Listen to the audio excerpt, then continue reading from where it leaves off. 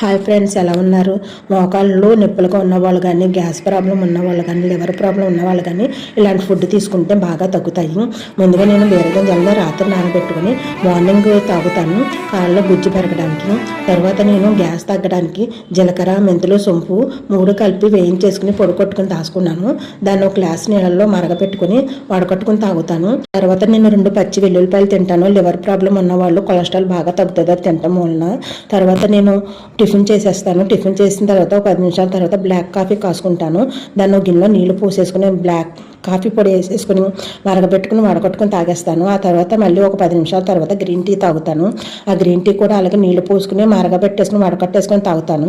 మళ్ళీ ఒక అరగంట తర్వాత బార్లీ కాసుకుంటాను. ఆ బార్లీలో మజ్జిగ, సిబ్జా నీళ్లు కలుపుకుని తాగుతాను. మధ్యాహ్నం భోజనానికి కొరలన్నం తింటాను. ఒక గ్లాస్ కొరలకి 3 గ్లాసులు నీళ్లు పోసేసుకుని కుక్కర్లో పెట్టుకుని 4-5 విజిల్స్ రానిచ్చేసిన తర్వాత కట్టేసుకుని చల్లారిన తర్వాత ఏ కర్రీ ఉంటే ఆ కర్రీ వేసుకుని నేను 2 పూట్ల తాగుతాను బ్లాక్ కాఫీ, గ్రీన్ టీ. సాయంత్రం 5 అయిన తర్వాత చోరుజావు తాగుతాను. దాన్ని ముందుగానే కాసేసుకుని చల్లారి పెట్టుకుని మజ్జిగ కలుపుకుని అందులో కూడా సిబ్జాలు వేసేసుకుని ఉంచుకుంటాను. అది బాగా చల్లారిపోయిన తర్వాత 5 అయిన తర్వాత తాగుతాను. తర్వాత రాత్రికి టిఫిన్ కింద నేను ఆమ్లెట్ తింటాను. అది మిల్ మేకర్ ఆమ్లెట్ కానీ, ఓట్స్ ఆమ్లెట్ కానీ, అలాగే ఏదైనా సరే ఇలా ప్రతిరోజు చేయడం వల్ల లివర్ ప్రాబ్లం గమ్మున తగ్గుతుంది. Bye. Please subscribe, share, like and thank you.